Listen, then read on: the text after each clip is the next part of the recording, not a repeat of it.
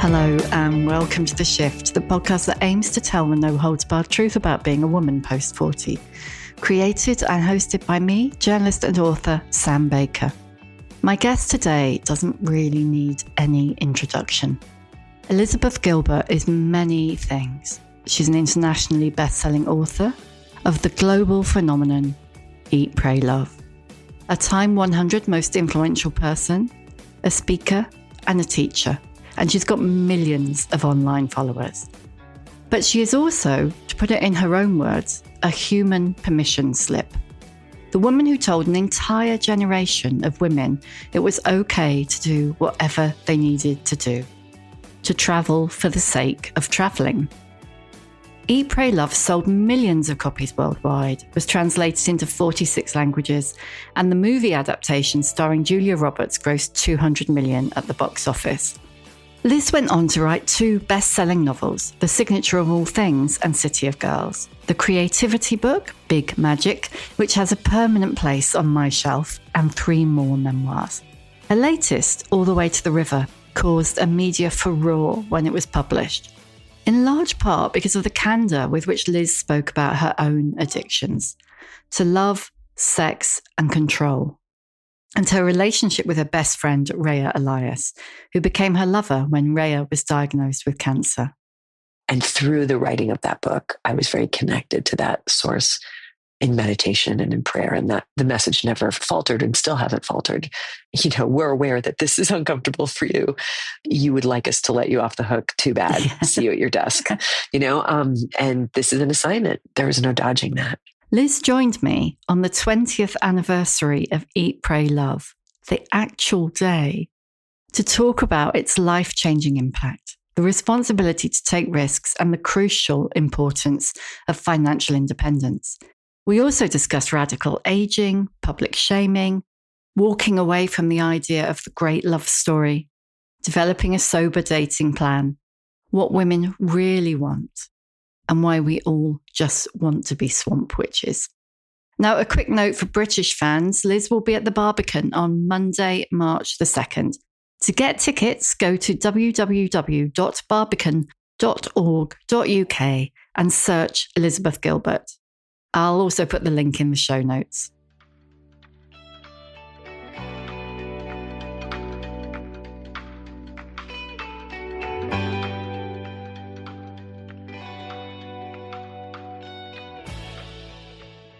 I want to say thank you because you won't remember this at all. But when you came to the UK on a pre-publication visit for City of Girls, and I was having an appalling time at that point, the first thing I said to you was, this is the first time I've left the house in 6 weeks. And you were so lovely. And without saying, who is this mad woman? Get her away from me. You said, sometimes just leaving the house is enough. And it was just the perfect thing to say. And it was exactly what I needed to hear. And now having, read All the Way to the River, I know what an awful time you were having yourself at that point. Oh, yeah. I mean, I know what it's like to go through seasons of your life where standing up off the couch and walking across the room is a major accomplishment. And when I was going through my first divorce, I remember just like moving into this like left-hand corner of my couch, like just moving into that corner. And that's like, this is where I live now in this tiny little heap. And I just remember it being a really big accomplishment one day where I was like, all I do is sit in the corner of this couch and cry. And then I was like, I wonder if I could cry. I wonder if I could stand up and cry. Like just change that. Like I wouldn't have to change the crying, but I wonder if I could stand up. And then I was like, I wonder if I could stand on one foot and cry. I just wanted to see how much agency I had. And I remember starting to laugh because I was standing on one foot in the middle of my living room and crying, but it was progress. It's no small thing standing on one foot. No, it's not. And crying, it's hard to keep crying while you're crying, while you're standing on one foot. But I was like, I guess I can change my circumstances a little. I can't change the nature of this divorce or the heartache I'm in, but I could move to a vertical position. And that would be an incredible transformation of consciousness right there. That's the definition of baby steps, isn't it? I mean, it literally is. Right. Yeah. Yeah, that's it. Thank you so much for coming on the shift. I really, really appreciate it. I'm so happy to be here. And I just realised that today is the 20th anniversary of Eat, Pray, Love, isn't it? Is it today? 16th of February, 2006. Oh my God. Oh, thank you for reminding me. I knew it was this month, but I hadn't been attentive. Oh, that kind of makes me want to cry. It's crazy, isn't it? Oh, that's amazing. Oh my goodness. Oh my goodness. Thank you for telling me. I couldn't believe it. Before we talk about All the Way to the River, was there a moment, do you think, when Eat, Pray, Love had been published that you thought, this is not just a book publication, this is something else, this is life-changing for me, but for thousands of other people? Did you realize that at any point? Well, the thing is, it was sort of a slow burn because it didn't do anything particularly special when it came out in hardcover. And the way that my books have been published is that they come out in hardcover for a year and then they come back out in paperback a year later. And I mean, I shouldn't say that. It did something very special. It hit the New York Times bestseller list for 1 week on the extended list, So it was, I think it was like number 17 or something. But that was a huge deal for me because that was my 4th book. And I remember my editor calling me and telling me it's on the extended Times bestseller list. And it felt like the pinnacle of my life, And I remember saying to him, does this mean that I'm a New York Times bestselling author? I was like, and I always will be like you can just put that on all my books. He's like, that's exactly what it means. It's such a big deal. And then it just kind of drifted away, but something was happening during that year. So as crazy as this sounds, I used to have my email address on my website. I used to have my phone number on my website, even after Eat, Pray, Love came out, because I had my home address too. I was always trying to get work as a freelance writer. And 20 years ago, that's what we were doing. We were just putting our information on the internet with the hope that somebody would give us a job, right? So I was getting these emails sporadically that year between the hardcover and paperback publication of the book, where people were saying the same thing. And I've never heard this to this day, and I'd never heard of it before, but they were saying, I just read the first chapter of your book and it has already changed my life. Or I'm like 2 chapters in and I had to stop reading and write you this note and just tell you that this book is going to change my life. And I found that and still find that really strange to imagine interrupting your reading to write a letter to the author when you're 30 pages into a book is something I had never heard of before or heard of since. It certainly hasn't happened to me since. So I guess there was an awareness I was having that the book was having a very strong and immediate impact on these women. But it wasn't until it came out in paperback that really literally one day to the next, that run started of that phenomenon of what the book became. But no, I certainly did not expect it. It was with the paperback publication of Eat, Pray, Love, wasn't it, that your life, you were never going to be able to live a small life ever again? I guess so, but I've never been that interested in living a small life. To be honest, I'm like, obviously the person who went on that Eat, Pray, Love journey wasn't somebody who, was interested in living a small life. And, moving to New York when I was 18 indicated that I did feel that the world had something bigger to offer than the small rural community that I grew up in. And, every decision in a way that I've made until very recently has been about like, I want to be in the world, in a really big way. Even every love story that I've had has been like, I want this to be the great epic love story. Like now I'm at a different phase. I'm at 57. Now I'm looking for a smaller life, but it did change my life, forever. And there's an assumption that people often make that was a negative experience. And I want to say, although there was some adjusting that I had to do to it, it was an overwhelmingly positive transformation that it had in my life, foremost of which was that it created this capacity for me to be a financially independent female artist. Mm-hmm. I cannot overstate how glancingly rare that has been in history and how cognizant I am of how glancingly rare that has been in history for a woman who is a creative person to be able to support her own creative endeavors and not, I never had to have a day job again after that. I never had to work at a magazine again. It has supported me aside from what it did for other people. And it's enabled me to take huge risks creatively. And I felt that it's almost like an obligation, sounds like too big of a word, but I think that the appropriate response as a female artist to that level of financial security is that one should swing hard and take really, really big risks, because I I can. So I've done that, and I've used that the legacy money of Eat, Pray, Love to continue to do that.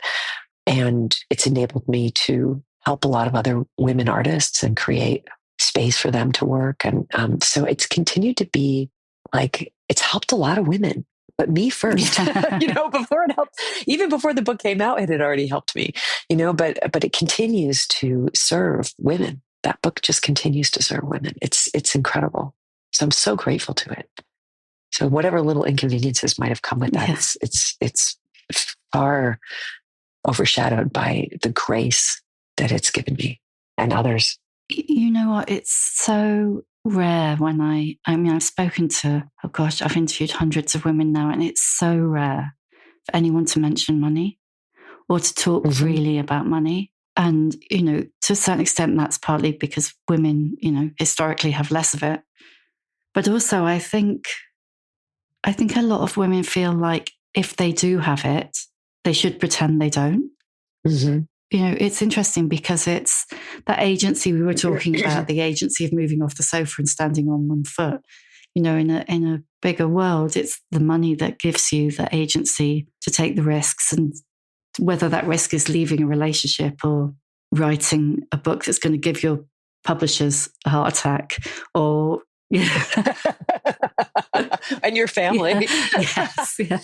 Truly to even be able to risk familial censure, or public shaming. It's true. And I'm glad you brought that up. My friend Ann Patchett is the most open person that I know, the novelist Ann Patchett, about money and earning and talking about it really openly.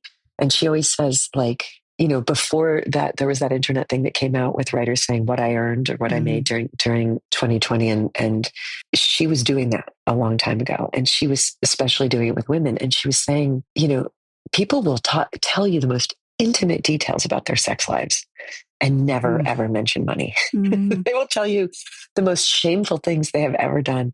And yeah, whatever one's relationship with money is, as a woman, it's incredibly formative.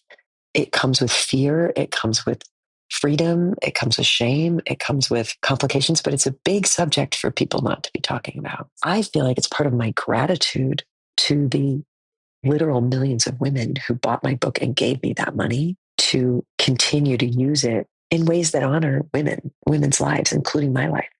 Yeah, that just seems like that's how you pay that forward. When you sit down to write a new book, be it All the Way to the River or anything else, do you think about the reader? Do you think about, like you said, familial censure, or are you just true to the thing you want to write? Well, I mean, you said when I sit down to write a book like All the Way to the River, and I've never written a book like All the Way to the River. No, I'm sure. So this one is standing in its own category. There's a reason it took me almost 7 years after Rhea died. So the book is about my relationship with my best friend and subsequent partner, Rhea Elias, and her terminal cancer diagnosis, and then her relapse during her cancer diagnosis into active drug addiction again. She had been a drug addict in recovery. And then my descent into really the bleakest version of myself, the darkest codependency and enabling that I am capable of, and I'm capable of a lot of it. So the book is I didn't want to write the book. Somebody asked me right when it came out, why did you want to write this book? And I was like, bitch, I did not want to write this book. I did not want to write this book, not only because of how it might be received, but I didn't want to revisit that story. That story was so awful. And there's a part of me that still doesn't want that story to be what that story was. I didn't want that story to go the way it went, and I still don't want it to have gone the way it went. And the pain of going back and opening what I knew I would have to do, to tell the story with the honesty that it deserves, if you're going to tell it, felt just too awful to look at. But I can't kind of talk about this without talking about it from a very sort of spiritual and mystical framework. I wasn't really given a choice.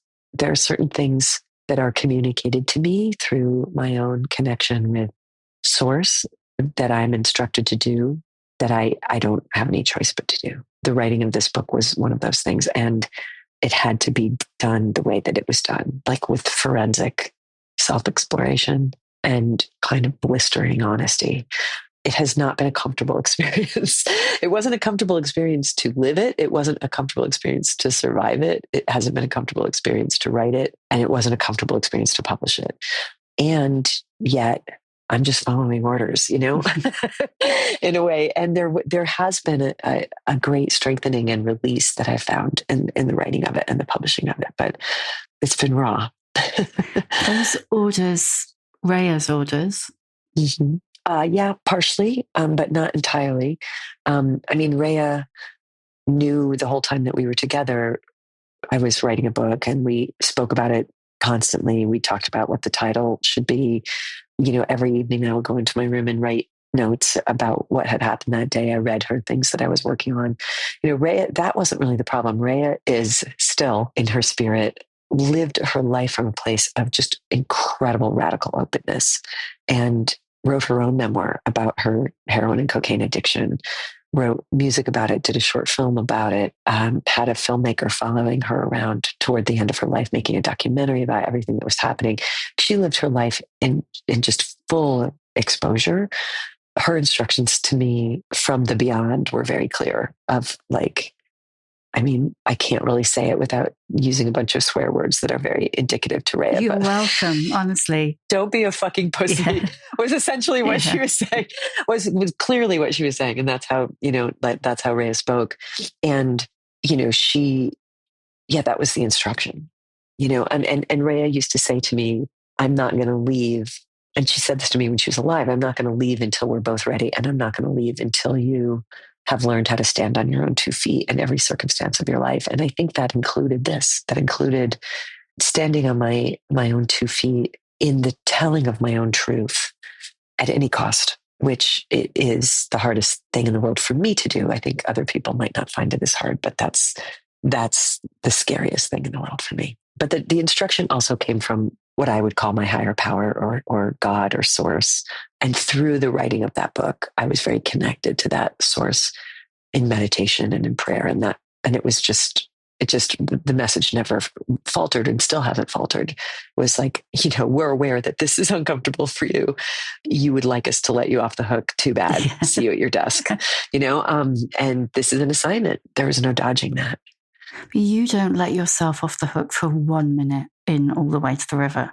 Not for 1 minute. I mean, to say you hold yourself accountable would be the understatement of the century. Can you tell us a bit more about the relationship with Raya and how it progressed, so that we can kind of understand a bit more about why you had to be so tough on yourself? Yeah, I don't think that the book would have.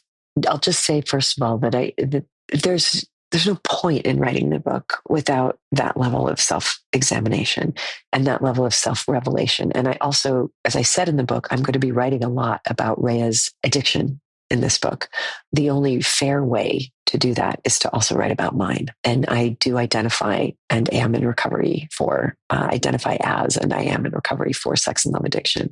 It just was like, if you're going to talk about this, you have to, not only because it's ethical, but because this story doesn't make any sense, unless I talk about my long, checkered, shady history with becoming completely abandoned into somebody, completely lost in another person, repeatedly at depth, to the point that there's nothing left of me by the end of that encounter.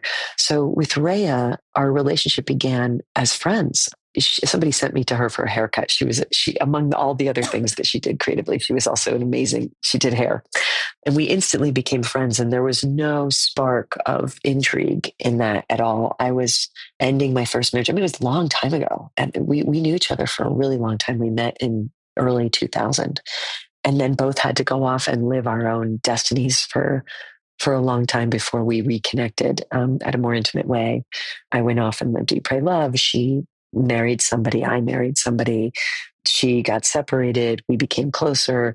I have this old church that I live in New Jersey that I offer to women to to come and stay in when they're recovering from things or need to be creative.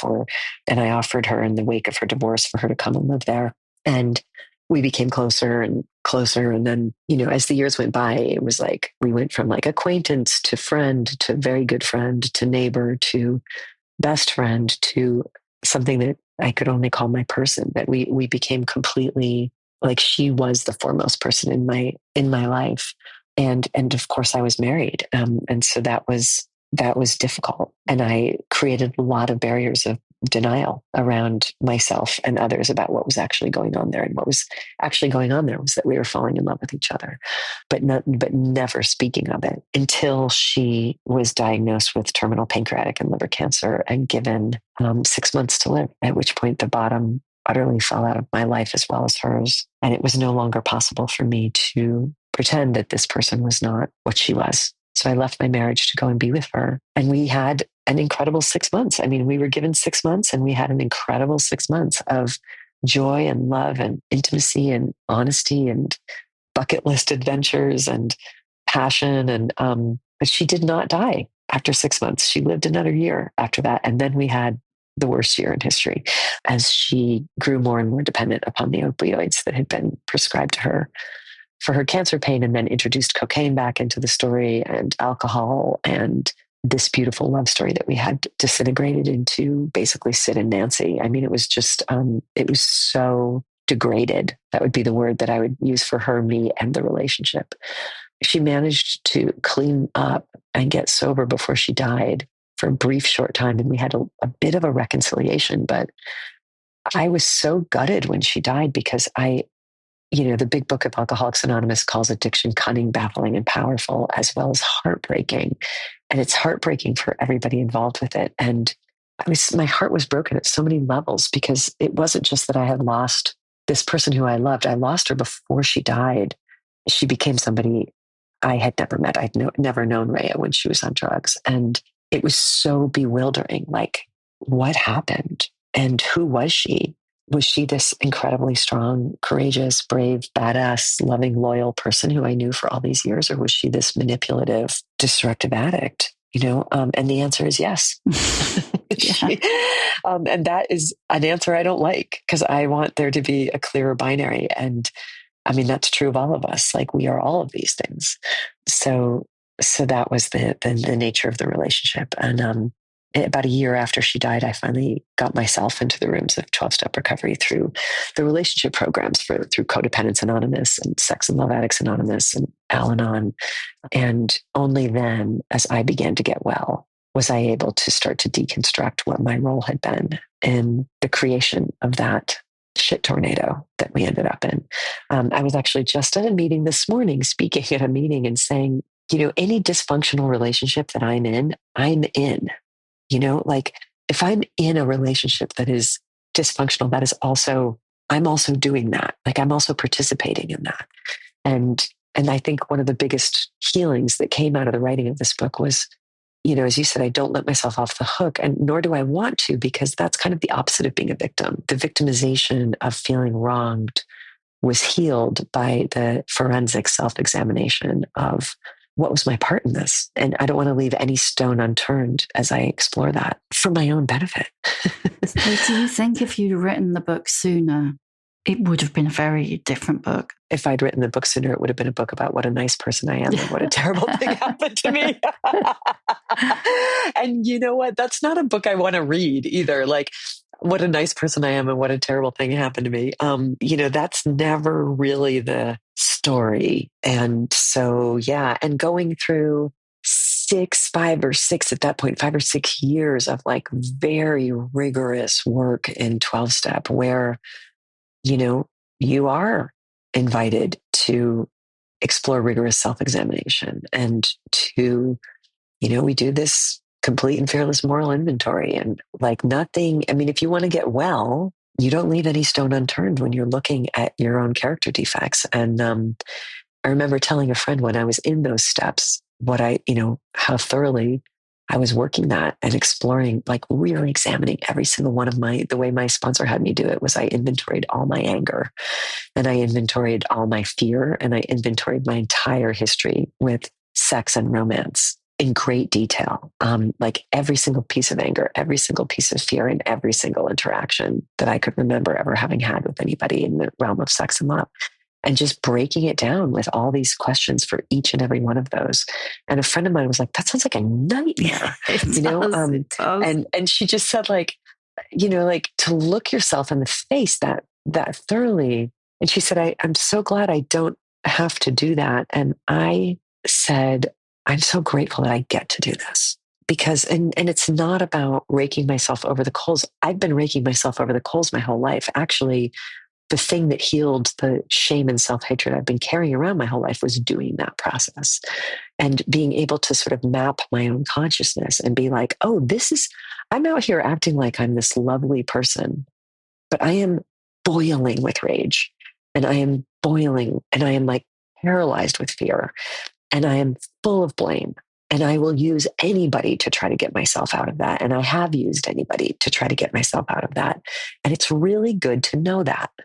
Like once I laid it out, and it took me almost a year to do that stuff.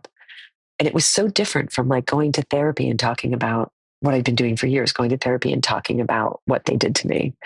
There was an empowerment in that, in recognizing like, wow, look at how I operate. Like, look at this dark underworld that controls my every decision and always leads to these dramas. Like, wow, good to know. Hard to know, Tough. but good to know.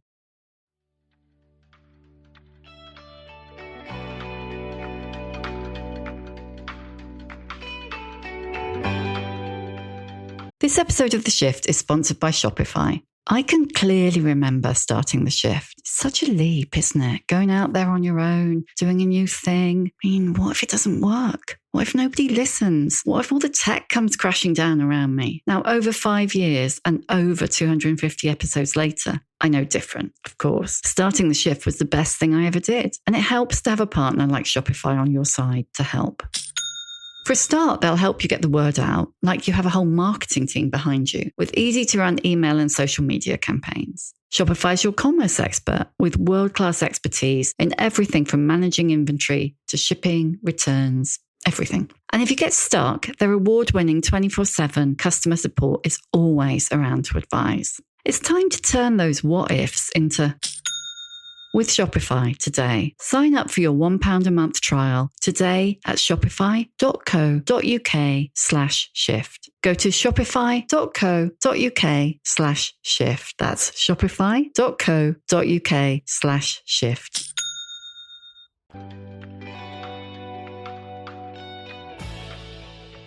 I read you describing it as taking people hostage with your kindness and generosity so you could control people into submission. Yeah, that's a good way to put it. Did I say that? Put it that way? Yeah. I stand by that. Yeah. And they're gray areas too. I don't want to yuck all my yums here. I also am naturally a very generous person. And I think it's also my chief character asset. My generosity is quite sincere, and I love to give, and I love to share, and I love to uplift others. And that's all very true. But as the great teacher Ram Dass said, every path has its traps. And the trap of my extraordinary generosity is getting myself in stories that can end with me wailing, after all I did for you. Like that, sometimes my generosity comes with expectations and unspoken expectations that I will then call in that ship later and be really angry when you don't then give back what I apparently thought we were understanding that you were going to do, right? Even though none of it was ever spoken. So that's a danger. It's also excessive, grandiose generosity can be a way that I run away from myself. It can be also a way that I don't allow myself to keep things that are good. Like, I don't think I deserve it, so I'm going to give it all away. But mostly, at its dark shadow side, it's been a way of controlling people, and also making sure that you never leave me. I'm going to give you so much. I was actually talking about this with friend, when I was early in recovery, there was somebody who I had a crush on who was in a relationship with another person, which is always very appealing. And their relationship didn't seem to be going well. And I was like, I would be such a better partner to them than this person that they're with. It's like one of my most delusional fantasies that I have. Like, they'd be so much better off with me. I would love this person doesn't even love them and appreciate them, and I would love them and appreciate them so much. And my friend who knows me really well said, yeah, if you were in a relationship with them, you would love them so much they would have no choice but to hate you for it. She knows you too well. I would suffocate them. I would absolutely suffocate them with my vortex of love, or I don't even know if we can call that love, my vortex of control. So yeah, I just have to be mindful of it. And I don't do my recovery anything like perfectly, but I have to keep. Brene Brown says, like, keep your shadow in front of you where you can see it. Like, you really want to keep it right in front of you where you can see it. Otherwise, it's operating behind my back. It doesn't go away. It's just a question of, am I aware of my tendency and what I'm doing here? And that's also why I get a lot out of going to 12-step meetings every day and having a place where I can raise my hand and share the thing I don't want anybody to know that I'm doing, and say, like, I just want to call myself out and say that it looks like I'm doing this thing again that I do. And there has to be a safe place for me to go and be able to talk about that, so that the shadow does stay out in the open where I can keep an eye on it, rather than operating me from hidden controls deep in my subconscious. I think the thing about the shadow, I had EMDR therapy, and I remember when the therapist said to me, well, how it will work, this is very, very, for anybody listening, this is very, very general. Look up EMDR, don't listen to me. She said, we'll basically be, we'll be putting it all on a shelf. It won't be behind you. It won't be hidden. It won't be triggering you. We're going to put it all on a shelf where you can see it, where it can't control you because you can see it. So it's like putting put exactly what you were saying. You put the shadow in front of you where you can keep an eye on it. And when she said that, I was like, what? Why the fucking hell would I want to do that? Why would I want? Why do I want to look at it? Why would I want to look at it all the time? Do you know what? She was right. Transformative. It's over there. I never look at it. I don't need to. Yeah. Because it can't control me, because it's not hiding behind me waiting to. Yeah. I don't think that's a departure at all. I think that's exactly what all healing modalities do. And to be able to, EMDR, I've done that too, allows you to go into the deepest furnace at the center of hell and look around like a tourist. Or like an anthropologist, maybe better than a tourist, right? Like you just become David Attenborough, right? You're like, oh, the female seems to be, behaving in this manner. The male is, like there's, like, you can just see it. You see it playing out, and you can safely look at it rather than being, singed by it. So yeah, anything that you can find to do that does that, I think can be, it's not just a service to me, like, it's a public service, because, like, left unhealed, I'm going to continue to try to fix, manage, control, and manipulate others to get my unmet needs met. And that is not ahimsa, that is not causing no harm. Like, that leaves marks on people, even when it's disguised behind gestures of goodness and kindness and love and generosity and giving. It's like, and I don't think there's any way for me or any of us, unless you're a great enlightened master, to move through this world in form and not leave marks on people and not harm people. But the deeper my spiritual journey goes, and the older I get and the more work I do, the more I really don't want to. You know what I mean? Like, if there's any way that I can not cause harm, I would like to not cause harm. So I've got to see what I'm up to. Like, I have got to see what I'm up to behind my own back, because I'm not the only person harmed. I'm the person who's the most harmed, because I'm the one who I live with decade after decade doing this stuff to me.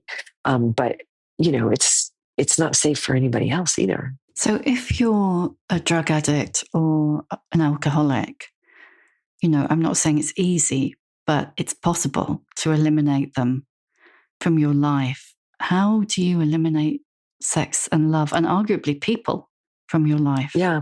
Well, I want to first of all separate sex and love, because oftentimes I've heard it said this way, that like if you're an alcoholic or a drug addict, you take the tiger down into the basement, the tiger being your addiction, you put it in a cage, you go upstairs and you never even touch the basement door again. Like you don't go near it, right? Whereas with other addictions that are process addictions, like for instance, food, like I think food addiction is the one that I feel like would be the most difficult, because what I've heard it said is you have to go down in the basement and let the tiger out, take it for a walk around the block 3 times a day, and then return it to its cage for the rest of your life. That's a brilliant way of putting it. Yeah. And, that's just devastating. And I've heard sex and love addiction described the same way, but I want to clarify that you don't actually have to have sex in order to live. You do have to eat in order to live. And we do need love in order to live. But creating some sort of, and our culture has certainly done this, creating some sort of a paradigm where like love and sex are blended together so completely that it's like, well, if you don't have a sexual partner in your life, then you don't have love in your life. I'm finding just as you were like, don't listen to me about EMDR, I can only share my own lived experience with how sex and love addiction is, how my recovery is processing in my world and progressing. I put sex down. Like I put it down the way other people put down cocaine, and just, I'm putting this thing down until my higher power instructs me otherwise, which has not happened yet. That's staying in the basement. And that's me. Now, that's not everybody in my program, but with these more subtle addictions, you work with your sponsor and you work with your higher power and you work with the fellows in your program to come up with what recovery looks like for you. And when I put sex down, and again, I don't know what my future will hold, but up until the point of this recording, boy, my life seems to be way better without it. And I also joke, I had enough of it in 35 years of acting out. Like I had enough of it for like 10 lifetimes. So, it's not like I've gone hungry. In fact, I was sort of starving myself through that, like that's when I was the most hungry. And what has arisen in my life is all these other kinds of love that I hadn't attended to because I was so fixated on pouring myself into just that one thing, that one thing that had been modeled to me in every single romantic movie in the entire world, that one thing that I was obsessed with. And I've heard addiction referred to and recovery this way, that addiction is giving up everything for one thing, and recovery is giving up one thing for everything. And I gave up my one thing that was the thing I wanted more than anything else in the entire world. And the way I feel it, it's almost like it was like a divine sacrifice, where I was like, I'm going to take this thing that I care about more than anything in the entire world, sexual and romantic intimacy, and the great love story that I've been chasing forever, that has just been leading me over one cliff after another and into one bonfire after another. I'm going to just take this and I'm going to offer it at the feet of the cosmos and be like, what happens if I put this down and walk away from it, and be willing to consider walking away from it forever, which I am willing to. Not what do I get, because I don't want to make it sound like an exchange, but what do I see now in the landscape that I couldn't see when I was blinded by this urgent quest? So what I see is that everything I ever thought that I had to get from one man, or in the case of Rhea, one woman, I have now discovered that I can only get from a community of friends. And part of why my relationships ended up so jagged and wrecked was because I was demanding that one person fill the role of an entire community. You have to fulfill my every need. And again, there's an innocence in this. This is what I was taught. Yeah, I was going to say, it's what we're taught. It's what matters 100%. as girls. It's every love song. You can't not find that anywhere, and anything short of that is selling out or isn't real love. You must be willing to give up everything for one thing, for one person. And in return, and a British friend of mine calls this bad maths. It's bad maths, darling. Like in return, my deal with you was, if I took you hostage or you took me hostage, was I'm going to give you every single thing that I am and have. And in return, maybe you'll give me a crumb back. And meanwhile, I've emptied myself into you. So I'm now standing before you as an empty human being, begging like outside of a pawn shop for like one of the silver spoons that I gave you of my entire family's silver set. And like I gave this to you, and now you have to take care of all of me because I don't even exist anymore. Like that's how I was operating. You don't have anything left to take care of yourself. I don't have anything left. So they have to take care of me now because I don't even exist. I'm nothing. I'm now literally nothing without you, which is again, every single romantic song. And that is really fun until it isn't. And even people who thought that they wanted to be that for me found out very quickly that that is a shitty fucking job. Like people who signed up for that assignment, like, I want to be your everything, very quickly were like, oh no, no, I don't. This is awful, because it launched all of us into hell. So these friendships that I have now, like I'm learning what love is in my fellowship as well. Like my relationship with my sponsor, like what is safe intimacy, like working the 12 steps with a sponsor who's a safe person who has 30 years of recovery and has taken like 24 women through the steps over those 30 years and works a strong and powerful program herself. And is like, I'm going to be this lantern holder and I'm going to hold this space for you. I'm not going to be your rescuer. I'm not going to be your coach. I'm not going to be your best friend. I love you very dearly. And the way that I'm going to express this love to you is I'm going to hold this lantern for you while you learn how to walk yourself through this program of recovery. And that's my job. I'm going to lead you on the path that I took and trust that you're going to find your own way.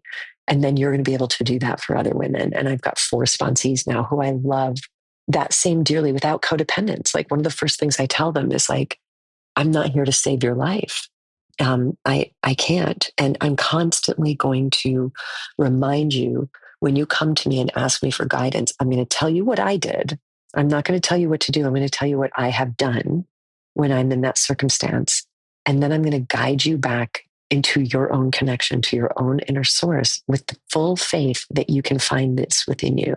Like that's love, right? That's a kind of love that I never had before, because the only relationships I ever witnessed were codependent relationships of very distorted power balance, or the victim triangle relationships, victim, persecutor, rescuer, like throwing myself into that victim triangle again and again at various points on the triangle.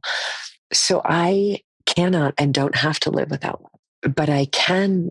And for right now, just for today, it seems to be better for me and everybody to be living without sex. That may change, but that's just how it is today. And again, my recovery journey doesn't have to look like anybody else's. I do have this thing called a sober dating plan that I worked on with my sponsor. That's like a 2-page long single space type document that is basically like best practices for Liz.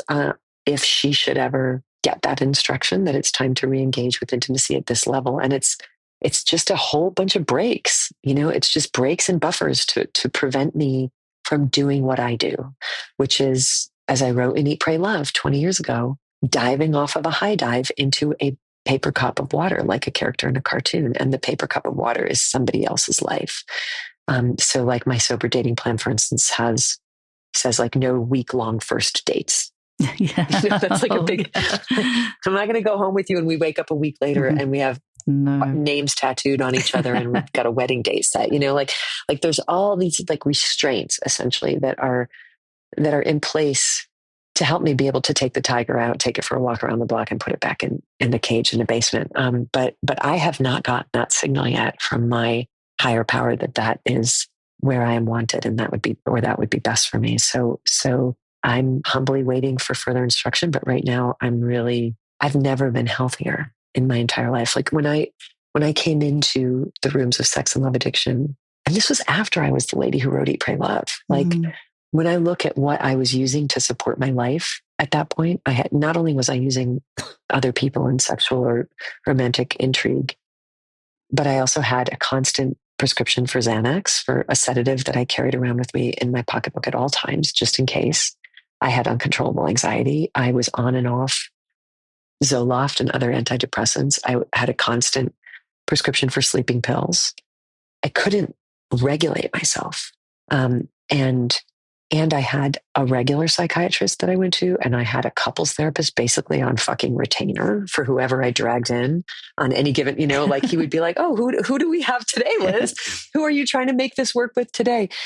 I was working with shamans using plant medicine and psychedelics. I had a standing massage person every week because I couldn't move my neck. Like I wasn't, and I didn't think I was doing that badly at life. I was like, I'm like hanging out, I'm doing pretty well. I'm a smart person, and I am a smart person, but I was in an enormous amount of pain, and all of that's gone.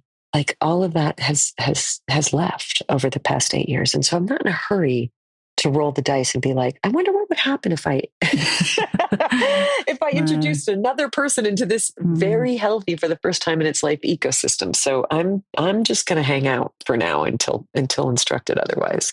And like we said when we started, you just decided to stay in Mexico for another week because why the hell not? And there's nobody else to consider. And I think that we're taught amongst all those things about the one and love and finding the rescuer, and there are such damaging things, that we're taught. The other thing that women is taught is they should be giving and they shouldn't be selfish. And actually, I have to say, every single middle-aged woman I know who lives on her own is really fucking happy. That's the secret nobody will tell you.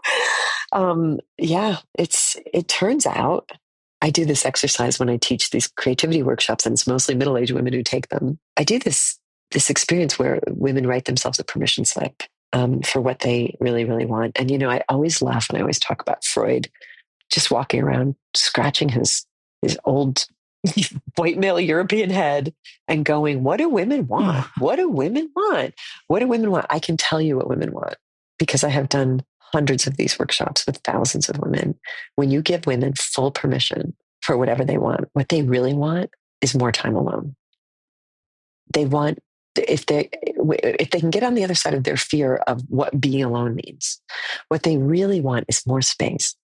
They want undisturbed afternoons with nobody touching them. It's true. They want to lay in a hammock and read a book and not be interrupted.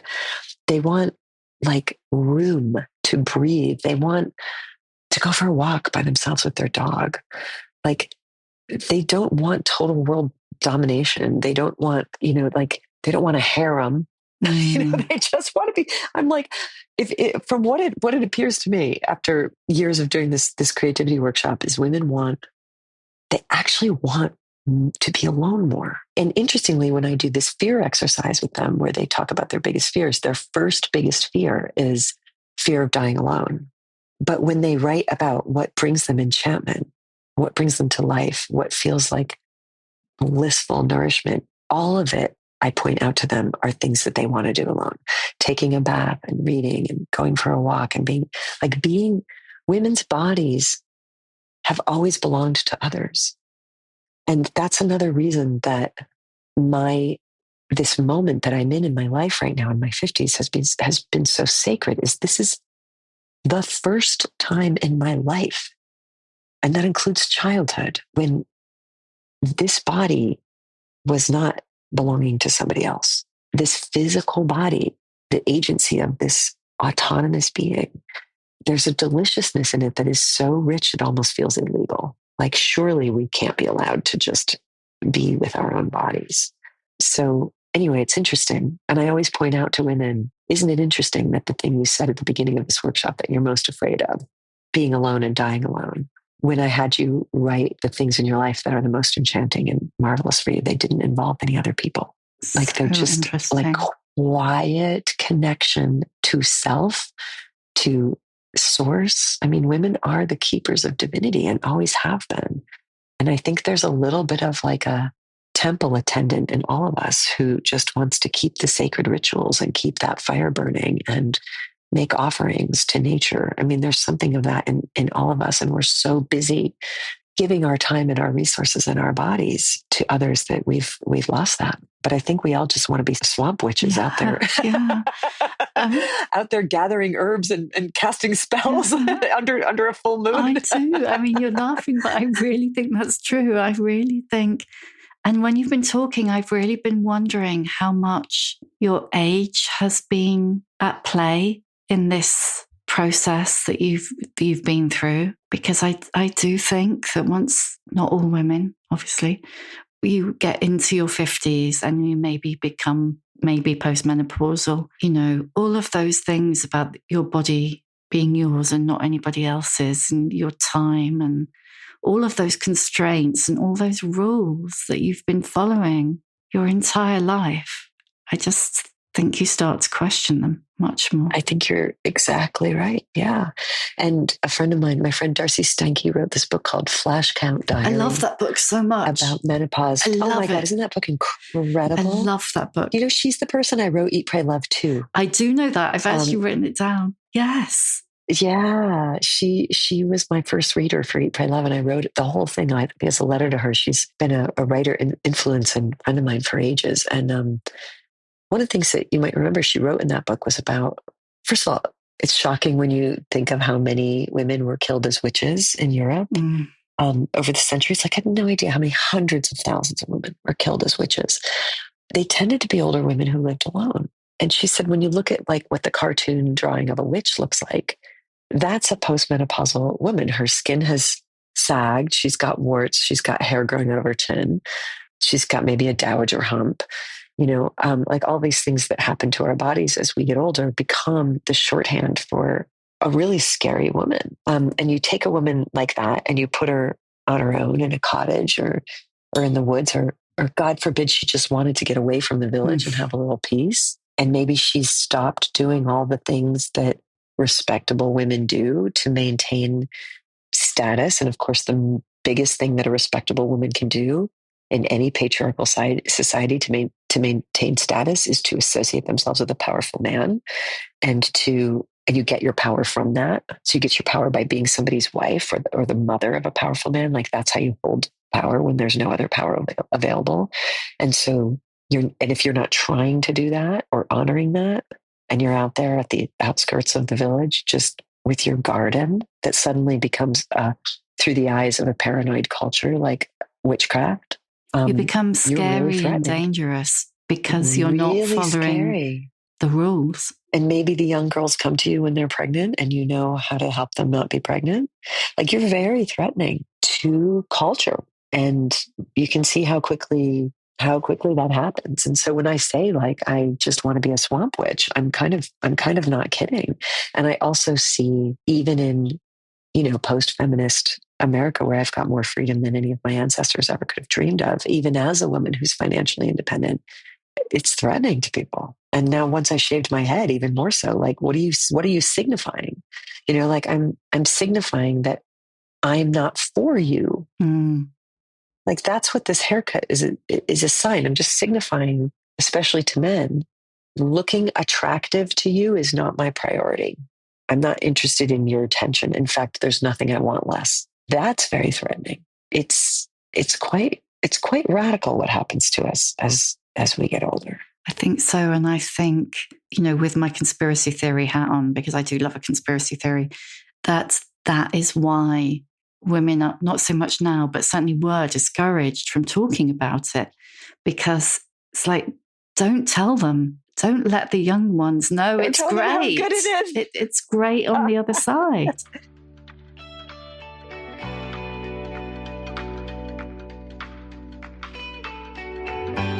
Does it ever feel like you're a marketing professional just speaking into the void? But with LinkedIn ads, you can know you're reaching the right decision makers, a network of 130 million of them, in fact. You can even target buyers by job title, industry, company, seniority, skills, and did I say job title? See how you can avoid the void and reach the right buyers with LinkedIn ads. Spend $250 on your first campaign and get a free $250 credit for the next one. Get started at linkedin.com/campaign. Terms and conditions apply.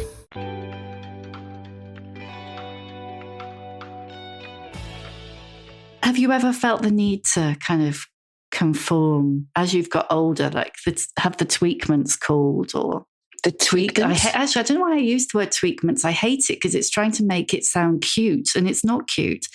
Botox or surgery or anything like that. Oh, I've done all of that, but I stopped gradually. It's so interesting how it all aligned. I think all of this happened at the same time. My menopause happened at the same time that I came into recovery. And my recovery is so, my wellness in recovery and healing is so dependent upon radical honesty. And so, first of all, I want to say, whatever anybody is doing and tweaking, like fucking do what you want, right? Like if you want to get lips the size of basketballs, fucking get them. It's your lips. It's your money. It's your, you know what I mean? Like do it, and I did those things for as long as I needed to. And I needed to all throughout my 40s.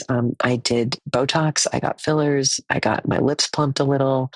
Like I did that stuff. I mean, I certainly spent a fortune on my hair, making my hair look the way it looked when I was 6, which was shiny and bright blonde. And I remember the day I realized that my hair color was called baby blonde. I was getting these baby blonde highlights, and I'm like, I'm 55. Like who are we kidding? Like this is interesting. Like why am I still aspiring to look like an actual child? And yeah, so I did all that stuff, and I looked a lot younger than my age because I spent a ton of money and a ton of time doing things that looked really good, like with the exception of one bad Botox moment in Miami, it looked good. I looked really good. And I remember when City of Girls came out, which was, gosh, I don't know how many years ago was that? 19? Yeah, like 7. Yeah, right before I came into recovery. So 7 or 8 years ago.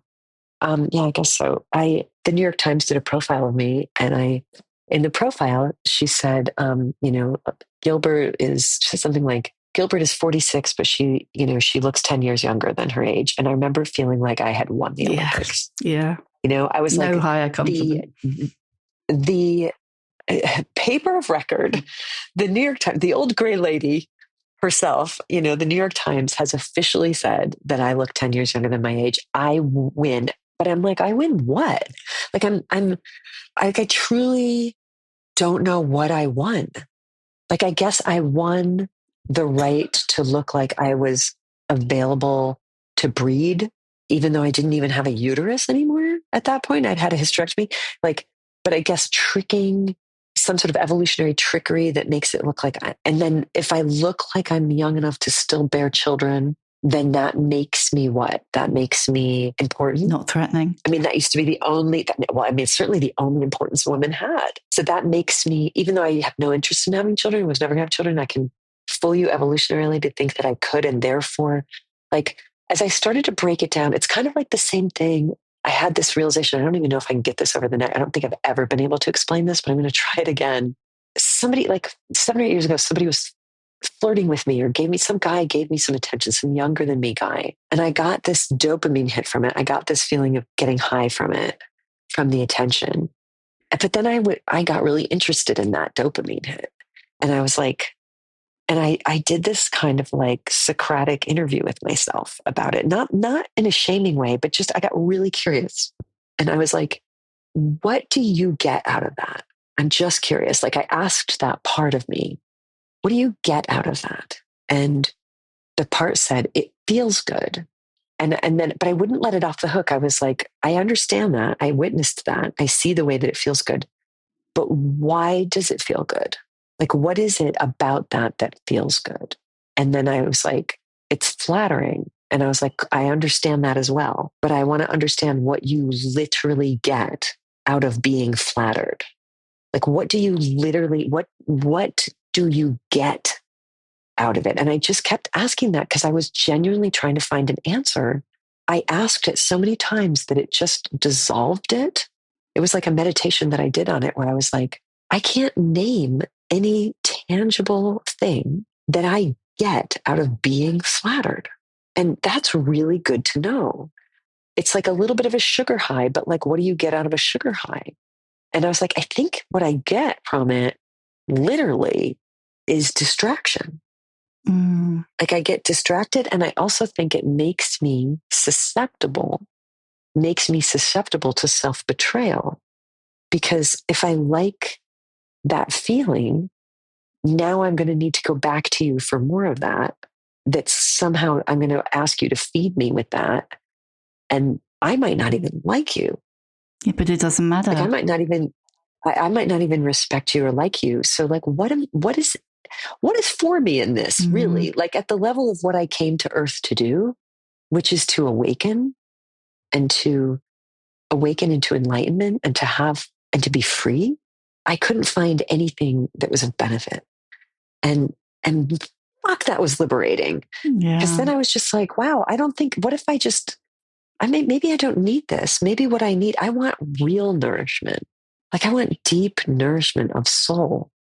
And a guy 15 years younger than me saying that I have a nice ass, I don't think is going to get me where I came to go. No. Like it's not even... It's the shallowest of quick fixes. No, I do know exactly what you mean. It's literally a fix. It's literally a fix. It's literally like a bump of cocaine.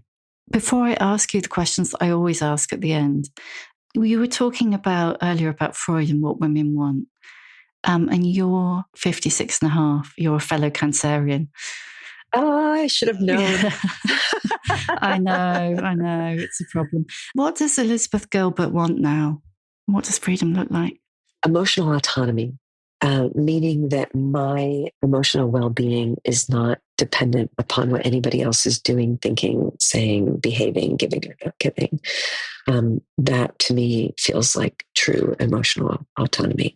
And in that autonomy and in that freedom, I can create, I can serve, I can love, I can leave situations that are not working for me. I can take criticism. I can find God. I can live a really interesting life. But without it, I'm just a meat puppet walking around suffering and begging. So yeah, emotional autonomy, freedom. Thank you. Right. I'm going to ask you the questions I always ask at the end. And then I will release you into that glorious Mexican sunshine, which is making me want to weep. I'm so jealous.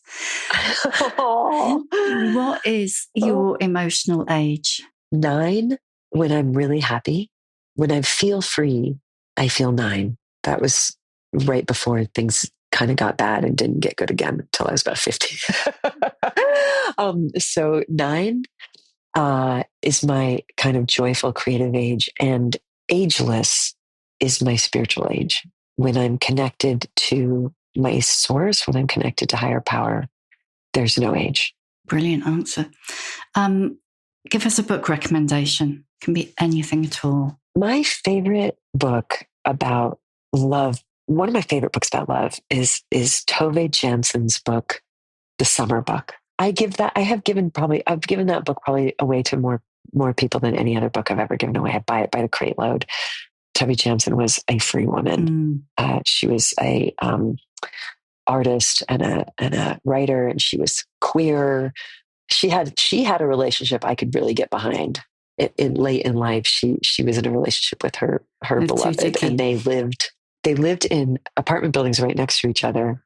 Perfect. It's Helsinki. Helsinki, and then they had that house in the fjord. They had the house on the fjord on the island that they went to every summer together. But otherwise, they were neighbors, and they had a secret compartment in the attic joining their 2 homes. And I was like, yeah, and they each had their own art studios, and then they would like have visitations with each other. I'm like, that's the dream. Anyway, The Summer Book by Tove Jansson is about a little girl who's feral and her grandmother who's equally feral on this tiny island in the Gulf of Finland. It's a novel based on Tove's childhood. And it is the best depiction of free women I have ever seen. And the most unsentimental view of both children and grandmothers that I've ever seen. Now I just want to read it again. It just fills my spirit, fills my sails. I love that book so much. You've made me want to read it again. What advice would you give younger women? I would say I'm hesitant to give advice to younger women because there's no advice anybody could have given me that I would have listened to when I was young. I think that's part of what being young is not listening to advice. And I would say, go have your journey. like whatever it is. And going back again to Ram Dass, who I quote a lot, he has this line that I find very reassuring. If you think you've lost your way, at life, which I certainly have felt like at times, he used to say it's not possible. Like you actually can't get lost on your karmic journey. Whatever turn you take, you're going to get the lessons that your spirit and your soul needed. So if you get married, you're going to get marriage lesson. If you get divorced, you're going to get divorce lesson. If you have a kid, you're going to get certain lessons that you can only get from having children. And I think anyone who's a mother knows that. If you don't have children, you're going to learn certain lessons about life that you can only learn from not having. Wherever you turn, you're going to run into your own destiny. So you can't make a mistake. You really can't, because whatever you do is going to take you into invitation after invitation after invitation to understand yourself better. And whatever crisis you're in, it's just the next doorway. It's like, now this is just the next doorway into a deeper understanding of yourself. So you don't have to stress so much about like, what's the right thing to do. You're going to bump into a mirror image of yourself anywhere you turn. It's a fun house. It's just mirrors. Like there's no escaping yourself. You're going to have to find yourself one way or another and everything will bring you there. Who's your old broad role model? So an older woman who's inspired you. Oh, God. Oh, there's so many. Byron Katie is one, and I've gotten to know her, and she's a friend, and of course she is one. But who I'm thinking of is this woman. I wrote about her in Big Magic. Her name was Winifred, and when I was in my 30s, I met her. I met her at her 90th birthday party. She used to live in the West Village of New York City. She was a true bohemian. She had been a bohemian her entire life, like going back to the 30s in New York, knowing all the poets and the writers. And she was an artist, and she looked kind of like Ruth Gordon in Harold and Maude. She had like this big, giant, like bouffant of red hair, and she wore these ropes of garnets and amethysts. And she had never stopped being a student. She took classes at NYU her entire life, decades. And when I asked her what her favorite book was that she'd ever read, I remember asking her this on her 90th birthday, and her 90th birthday was a bash. It was a huge bash at this restaurant, and there were people of all ages there. She had friends who were 19. This was a huge inspiration for me. I have friends who are in their early 20s. My kids' friends have become my friends. They're great. Like even when they were 7 or 8, I remember saying to my friend Aiden, who's now 21, when you're an adult, we're going to be really good friends. Like we are going to hang out, and we do. We just went to Costa Rica together. Like, so she had these young friends, and I said, "What's your favorite book you've ever read?" And she said, "Well, I wouldn't be able to answer that because there's been too many, but I can tell you what my favorite topic is." She said, "When I was 80 years old, I started studying ancient Mesopotamia, and it changed my life." She started learning cuneiform script. She went on several archaeological digs to Iraq. She got a PhD in her 80s. I mean, if you start something and then study it for a decade, you're an expert in it. Like by the time between the ages of 80 and 90, she became an expert in ancient Mesopotamian archaeology. And I was like, to hear someone at the age of 80 say they picked something up that changed their life. Yeah. Makes her my old broad role model for sure. Amazing. I remember interviewing Dr. Gladys McGarry, and she said that she found her voice at 94. God, never too late. Yeah. Wow, I love that. What's your superpower? Optimism. But it's a big spiritual optimism. It's not everything's going to turn out okay and I'm going to get what I want optimism. It's we're all going to get what we want. Like we're all going to get what we came for if we go searching for it. If you knock on the door will be answered. If you ask, like your prayers will be received. Like if you are willing to go on the journey, no matter what the journey brings, and not have to get your way, but to get what you came for, you'll have an incredible incarnation. So yeah, just like huge spiritual optimism that we're not alone in the cosmos. We're not alone in the universe. You're not alone on this journey. Tremendous forces want you to be free, and freedom is available in this body, in this lifetime, as the Buddhists say, in this body, in this lifetime, freedom is available. You have to let go of a lot, like you have to be willing to put down the thing you don't want to put down, but something will be given that's amazing. It's worth all of it, worth all of the suffering and all the pain and all the doubt and all the shame and everything.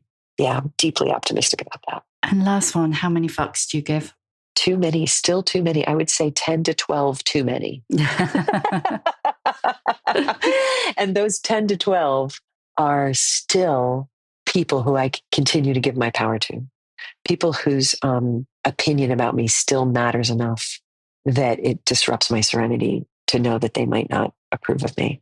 And every time I feel that, I know that I'm not done yet, that I'm not free yet, that I'm not there yet. So too many fucks are still given at the most intimate level of certain relationships. And yeah, that's my work. That's my ongoing work. Glennon Doyle sent me a line one time. She heard somebody in an Al-Anon meeting say, my higher power used to be the expression on your face. Like whatever the expression was on the person's face that I was talking to became my higher power. And so that's giving way too much of a fuck. So we're working on that. That's why we go to Codependence Anonymous. That is ringing very loud bells. Very loud. Thank you for listening. If you enjoy The Shift and would like to show your appreciation, why not buy me a coffee? Go to www.buymeacoffee.com/The Shift with Sam Baker. You can hear a new episode of The Shift every Tuesday, wherever you get your podcasts. And if you like what you hear, please do rate, review, follow, tell your friends, because it really does help other people find us. And if you'd like to know more about my own experience of shifting, my book, The Shift, How I Lost and Found Myself After 40, and you can too, is out now in paperback.